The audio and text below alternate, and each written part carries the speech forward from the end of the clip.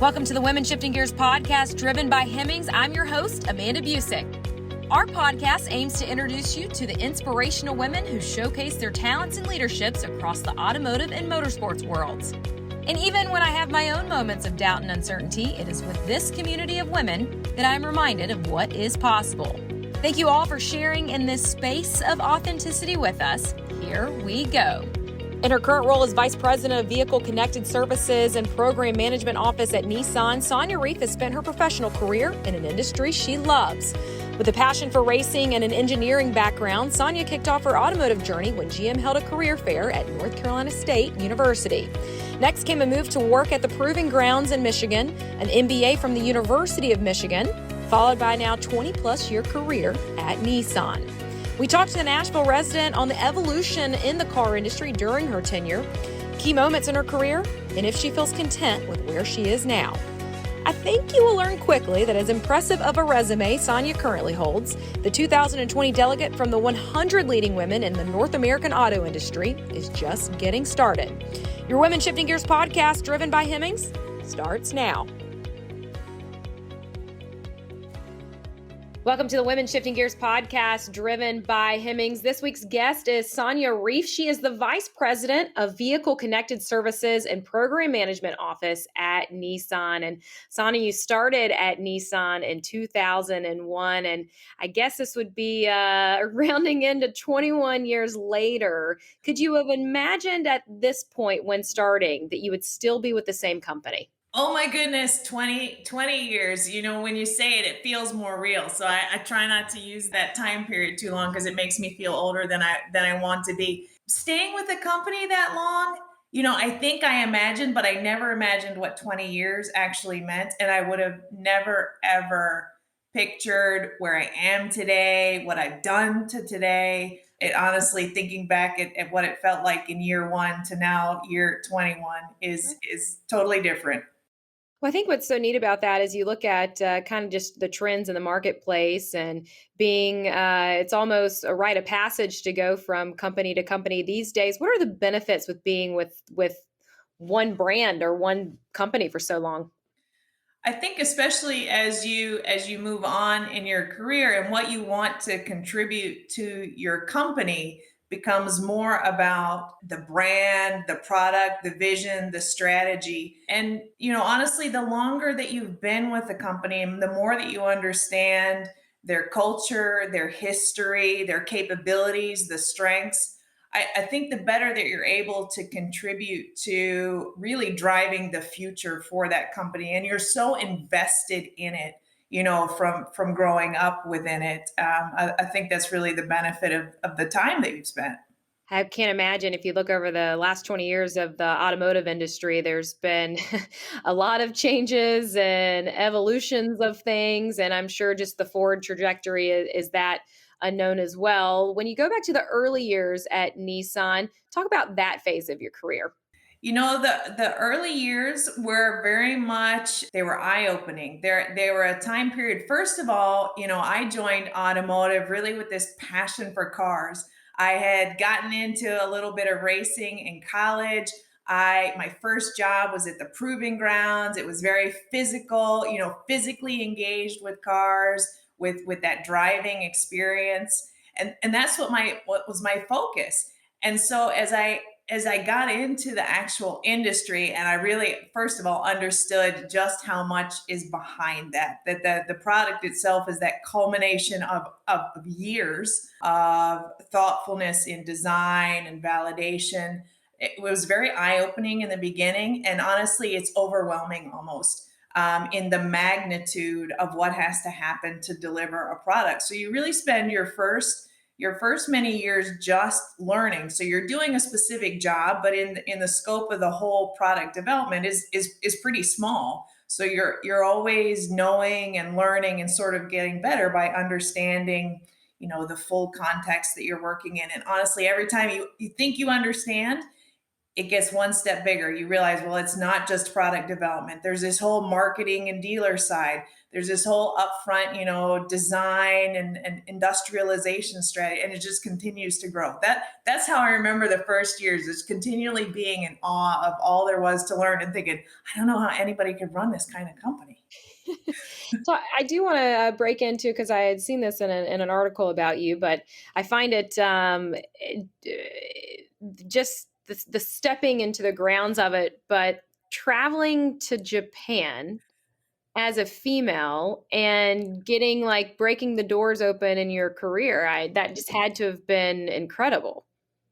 I don't know if it was at the moment. At the moment, there were so many things at once. I remember going to Japan for the first time, and the guy that sat next to me at work had, like, he'd gotten a piece of paper and he'd written all the things, like, okay, you take this train, and then he drew a little map, and you need to go down the stairs and out of the train station and cross the road. And that, for that experience, the whole experience of Japan, that was so exciting and intimidating, was one thing, but you added on top of that a real cultural difference. Not only the Japan culture, but then there is a different expectations of gender roles. What I was and expected to be in the U.S. was a little bit different, perhaps, than what people expected I was and would be in Japan, and being sensitive to that and starting to navigate that in a way that was where I was still respectful of myself while respectful of the culture, was very much, especially for a young woman, was quite eye opening, and I learned a lot. And I think that navigating that early on gave me a lot of confidence later. And if you can get through, first of all, the trip from the airport to the technical center, you have already made a huge achievement. If you can then go into the technical center and get people to work with you in a way that's productive, that was actually the biggest win of the whole thing. And it took time. It took patience and sitting and waiting and kind of building trust. It was great, though. At the end, I learned so much from that I use today. I felt a little bit of panic about the hand-drawn map, because traveling internationally and with the luxury of having Google Maps, and you still feel stressed out, right? So looking back on those kind of experiences, is there part of it that you can say you learned about yourself that you still use today? The hand drawn map. So I am an over preparer. I prepare for everything. So I always had directions and maps. Like, I like to think about everything in advance. And so the idea of going by myself, like, I wasn't even traveling with anybody, by myself to a foreign country where I can't read the signs, can't speak the language, and I literally had this guy's piece of paper. And he was a nice guy, but he wasn't the first guy that you would go to, like, for instructions, right? And I thought, and it was so overwhelming, and I was so scared. And I always took after that, like, you can be nervous, you can be scared, but you can do many things. And so that was really, it was life changing. It just gave me this confidence that being frightened is okay, being uncomfortable is okay, but you can do a lot more than you think you can. You just have to, honestly, you just have to start. You just have to start. So I've always kind of taken that, like, well, you can back out at any moment. Just start, and then we'll make decisions. I want to go back to a little bit of the start for you. You did study mechanical engineering at NC State. I have to imagine that was as male dominated as sometimes the automotive world can be. What led you to pursue that degree at North Carolina State University?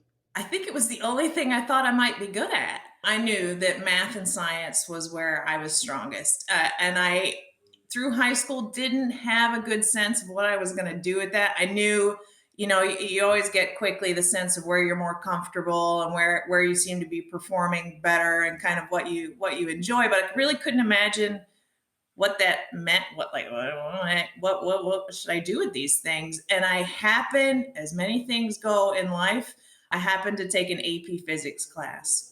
And I remember making it's a Rube Goldberg machine. So if you don't know what this is, it's like where you start a series of reactions that at the end accomplishes something else, right? And it goes through many transitions, the energy, right? Transitions many times in many forms. And I loved that. And I remember thinking, can I do something like this? This is fun. This is that culmination of, physical, hands on, producing something, and beforehand using a conceptual, using my mind to imagine and to create, and bringing all of that together excites me. And somehow I made the connection, probably with that teacher who is one of those folks in your life that's instrumental in kind of giving you just the nudge in the right direction. Was, oh, engineering. This is kind of what they do. Okay, perfect, done. And again, I can sometimes be quite single minded. So I was like, that sounds great. I'm going to be an engineer. I'm here in North Carolina, NC State's down the road, done. and didn't look back, and really did enjoy. I was always, continually, that decision was reaffirmed through school, and then getting into racing, again, falling into it by happenstance, and then marrying up engineering with automotive, and one lucky moment upon another. How many women were in engineering? Um, I believe, I remember a couple of women along the way. Most classes of 100 would probably be 5 or less women. Why do you think that is? I think there's a number of reasons. I do think we are more aware than we used to be about sort of gender expectations and the way that we treat our sons and our daughters, and the way that society treats our sons and daughters. And that certainly creates expectations early on. I have no doubt of that. I do also think there are some realities of gender differences, and that those do often lend people to choose different types of interest in careers. So I'm not a believer that everything should always be 50-50. I do think we should, be aware of and celebrate our differences, and what sometimes, is more considered a more feminine or a more masculine trait, or strength. But you have to remove that then by the expectations that we unnaturally perhaps introduce. So I hope, though, we're still not good at it today. We still all do it. Sometimes naturally, I don't think as much intentionally, but I like to see more and more that we're having more common expectations, or at least we're encouraging more equally. I love the awareness that's happening across the entire space about women in automotive or women in motorsports. And Nissan has a big push to that as well. Where do you feel within the company that they're really grasping on looking at the next generation and talent of women? I think across the company, actually for many years, and probably because of our Japanese heritage, there has always been a real awareness of gender disparity in Nissan, and how it was very apparent. And as we went into the alliance with Renault, which brought us a new culture and a new view of culture, it really challenged Nissan to look at themselves and say, are we actually creating the kind of environment and culture that we're meaning to? Are we challenging forward a little bit past perhaps our heritage? And so gender challenge in Nissan actually started many, many years ago. And so I was lucky also to be a part of that in the early days. So there was a focus on, and just sort of a little bit of an additional support to recognize you are a woman in a very male organization, but we see you, we appreciate you, we want to help you make this journey. And I did appreciate it was never like it always recognized, we know it's a little bit more difficult. We know our culture hasn't transformed yet, but we're trying and we're reaching out to you. And I always found that always just kept me like right there, like, okay. And inviting those of us who were in and were beginning to be successful to be a part of that and to contribute to that journey. I was appreciative of that. There's a lot. The culture still hasn't moved as far as we would like. And I say hasn't moved. And what am I meaning is as far as we would like. But that's not right. That's not unique to us. That's something I think we're dealing with as a larger society. But Nissan has been good about continuing to challenge and to take the feedback of the women who are here. So back to you're finishing up mechanical engineering at NC State. Where did the idea of working in the car industry start? I know you had some racing background, autocross and the legend stuff, but when you're like, oh, this can be my job. At the time, I was very much excited actually about being in the power industry. So my co-ops were with Carolina Power and Light. I really loved that. I loved thermodynamics. And I at a time thought that's where I'm going to be focused. And when it came time to interview, I had started at that point some autocross, was doing the Legends racing. And so when I went to all my interview list and General Motors came to campus, I was like, yeah, let's put them on the list, right? And then I did all my interviews. I went to many places, okay. And then I went to the proving grounds in Michigan. And I was like, wow, this is a job. People actually come out here and they drive cars. Oh my gosh, done. I'm in. Count me in. I was just enthusiastic to find that you could really take two things that you were excited about and make them into your career. And so I was sold. Not that I don't love power plants, but it's not quite the same. So the idea of really having a passion for the product at the end sold me. And up in Michigan, you ended up adding a master's to your education path at the University of Michigan. What skills from that did you gain that prepared you for your career? In engineering, we learn a lot of very, very useful, very practical, pragmatic kind of skills about moving a product forward from a technical point of view. But it doesn't take long in a big company where you recognize that there's more than just the technical side to moving a product forward, and that the decision makers here are those that have a broader view of the business implications of decisions. And so the people that you could see that were the most influential, the most powerful in moving their ideas forward were those that had the capability to talk about something in a much broader context. And I thought, that's me. I need that skill set. So I was very lucky that Nissan was supportive. So it took a while to do it at night, but the skills that I added were definitely the ones that I needed. Not, no one was asking me to do it at the time. I think I just recognized like that was something that was missing maybe so far in my capability. But the ability to speak in financial terms is, of course, if you want to go anywhere at the end, you need to be able to do that, but also to understand some of the softer side of product, development in terms of marketing it or understanding how customers perceive our product or to make the relationship back from customer expectations to technical execution. All of that was really broad, and just my mind was broadened around those ideas, organizational health. It just this whole bigger context to what I could contribute.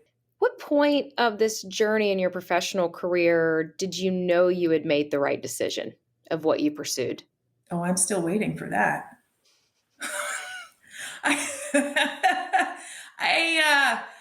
I'm happy that I seem to be doing okay. Like progress continues, and I feel like that's always a good sign. Okay, this is a good choice. I still have a love for our product. I think that's a good sign.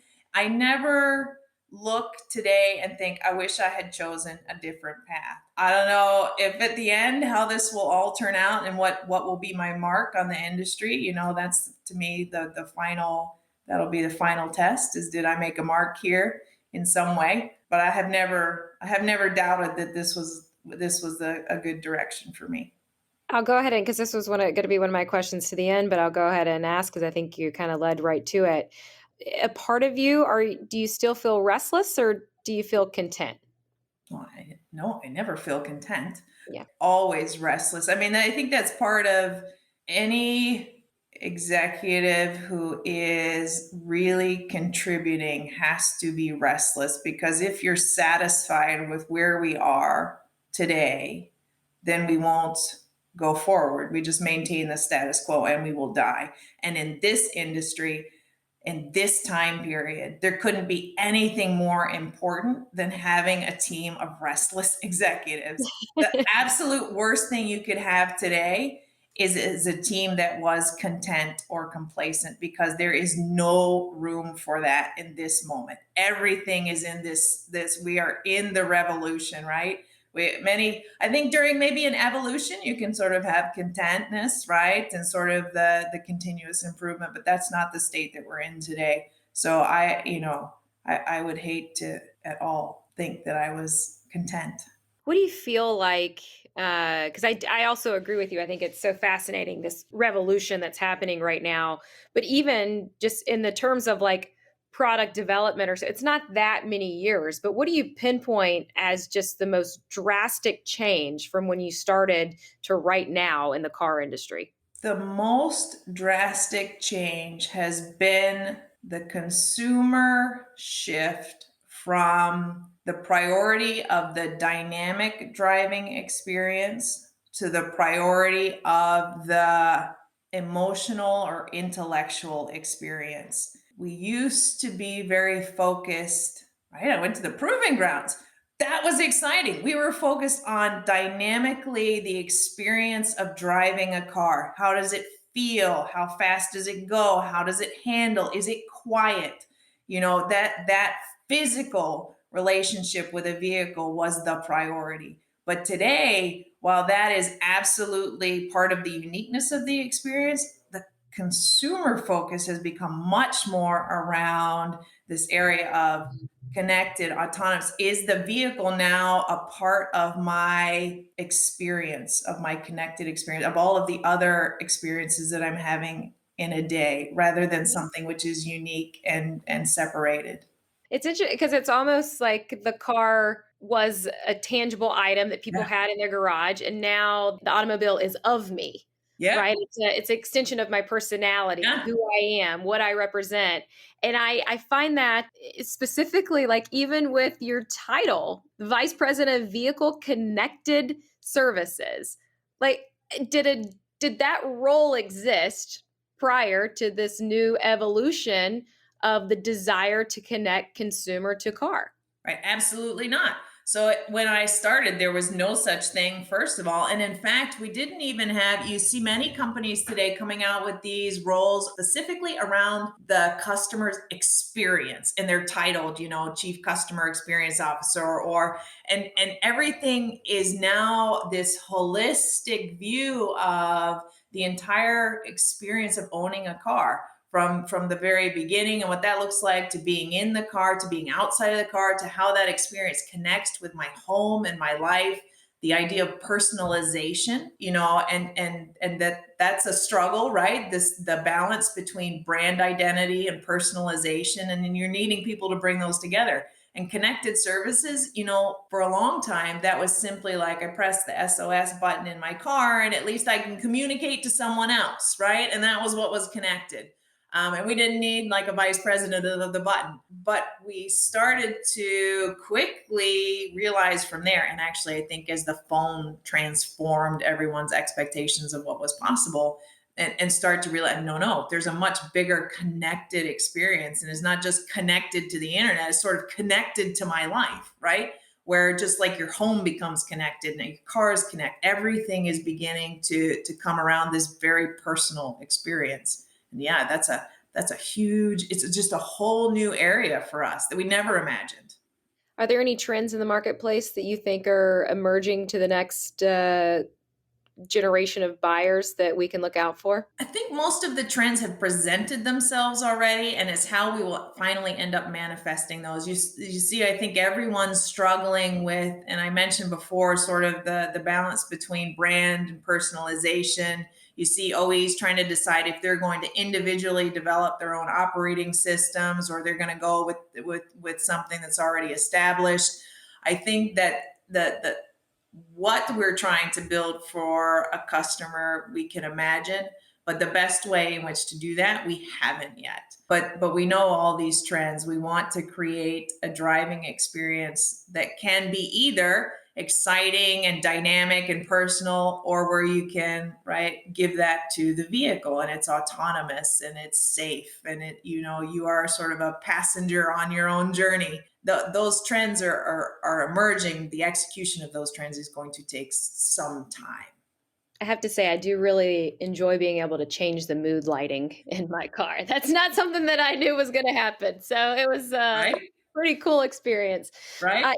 Back to, because I know you've been a part of some different, I guess, phases would be the right word in your career, R&D side, chief engineer, where you are now. Do you look at your professional growth in phases?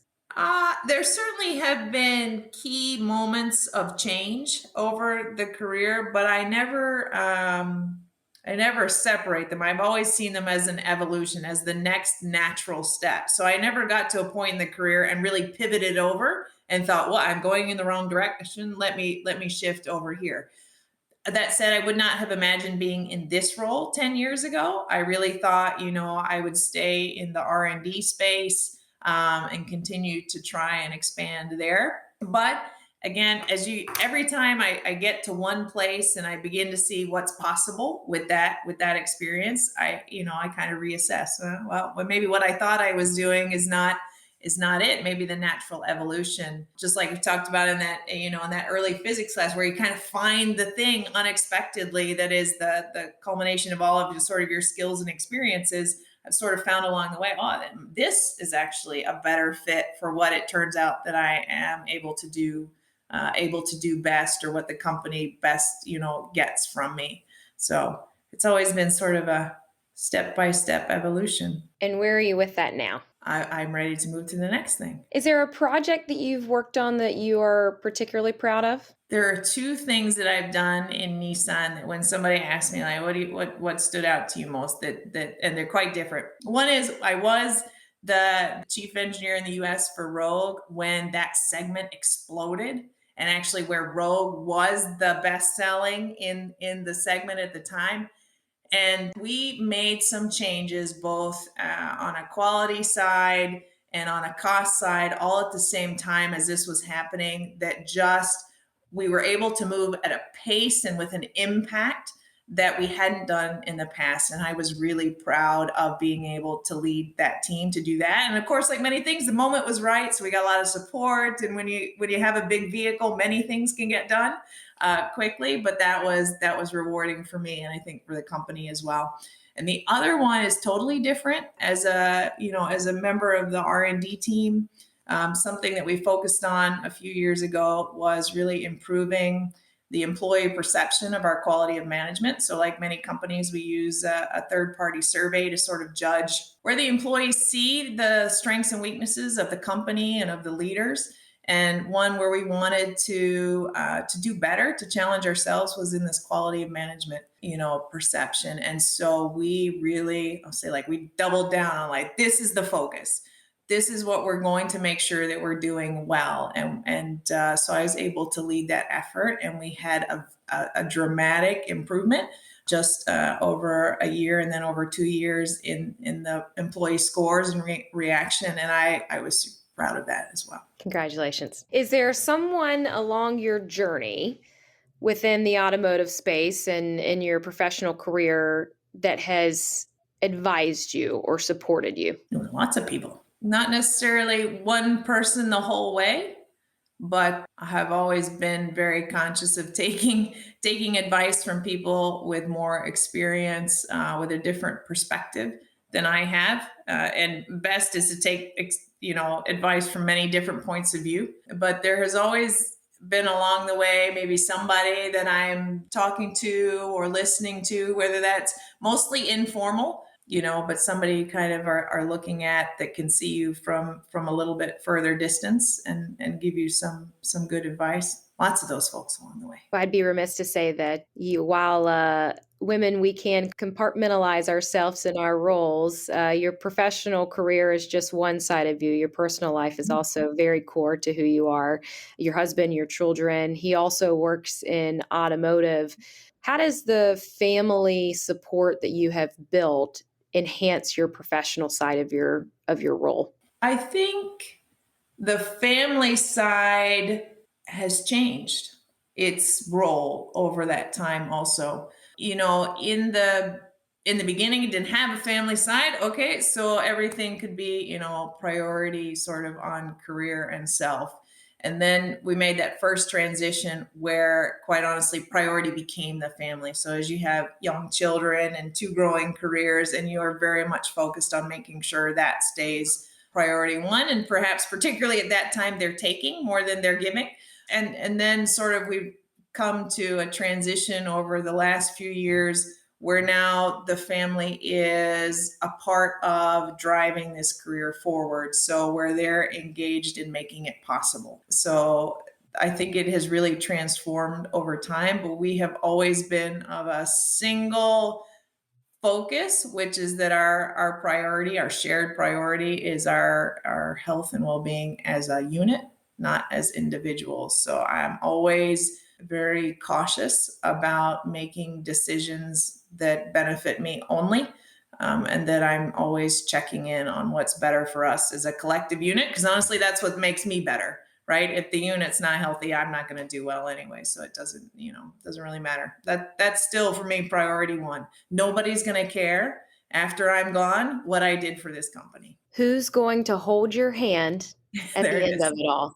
Which came from one of those people along the way who advised me who's going to hold your hand at the end. And I need to be very, very conscientious that you're maintaining that relationship and that priority. Do you feel it's harder to juggle that as women? I do. I think that the expectations are different, and that's the first expectations that maybe society puts on us, but also that we put on ourselves. I realize that sometimes the weight of the expectations is just self-generated, that I decided that I needed to do certain things, that I decided I needed to be, the first one that the school called, or the first one that I wanted those things. And, I did that to myself. I do think that it's harder for women because, again, there's the two sides. Society put that a little bit, and we take that. I think we're not always willing to fight back, because that can come with some consequences that you have to decide if you're ready to take on, if that's your priority to fight that battle. And then again, whether it's because we're women and there's a part of our nature that wants to be, in this case, motherly, or, the support for our family. That's who we are, right? So I think that what some good advice also I got along the way was very much just to embrace that, and not to feel, also to let people make me feel like that was wrong, or not, that I should do differently, or I should fight back differently, but to embrace what made me happy. Do you feel that there is a misconception about women who work in automotive? I can imagine. I would not say that I know. I can imagine that there is, that perhaps we have, I don't know if it's automotive, or even I would just say STEM in general, or because there's two things that are happening there. I think in general, there are feelings about people in automotive, right? It's seen as an older industry, perhaps less innovative, a little bit slower. So I think you take that. And then you talk about maybe quite women that are in male dominated, professions, and whether that comes with some sort of, preconceived notion. I got to think that that's less than it used to be, because now everybody knows people. Yeah. In the past, if you didn't know, then you have your own vision. But I think at this point, everybody knows plenty of people. And so a lot of those misconceptions are maybe going by the wayside. Automotive, though, I don't know if those ones have gone by the wayside yet. Of the accolades you've received in your career, one of those is 100 leading women in North American auto industry. How are you with praise? Not good. Not good. I try, people tell you all the time, you just got to learn to say thank you, right? You don't have to try to be humble, or say, oh, I don't deserve it. Just say thank you. So I always try to remind myself, like, even if you feel really awkward and uncomfortable, just say thank you. Today, what is the best part of your job? Best part of my job is you're gonna be like, of course it is the people that I work with. That's why I come in. That's what gives me the positive momentum, feel like you're doing the right thing and you're doing it for somebody. That's what it makes it worthwhile. Sonia Rief on the Women Shifting Gears podcast, driven by Hemmings. Sonia, this is the hot lap. So if you're going to head out on a road trip, where are you going? Beach. Okay. What are you driving? Guilty pleasure, QX80. There you go. You're driving it. So who's your passenger? My husband. What's on the radio? UB40. UB40. Okay. Fantastic. We're going to the beach with the windows down. It's UB40. Red wine. That's great. Let's go. Okay. And guilty pleasure when it comes to road snacks? Pizza combos and Twizzlers. That's a heck of a road trip. I want to go with you guys. Just closing this Women Shifting Gears, driven by Hemmings podcast out with you. You talked about just the influence that you want to have on this industry or the mark that you hope to set. What do you want to be remembered for? I want to be remembered for being courageous, for pushing the envelope, for being willing to do new things, for doing things even if they were uncomfortable, and for pushing other people to do the same, other women particularly to do the same. Thank you much. Sonia Rief on the Women Shifting Gears podcast, driven by Hemmings. This Women Shifting Gears podcast, driven by Hemmings, is a production of GS Events.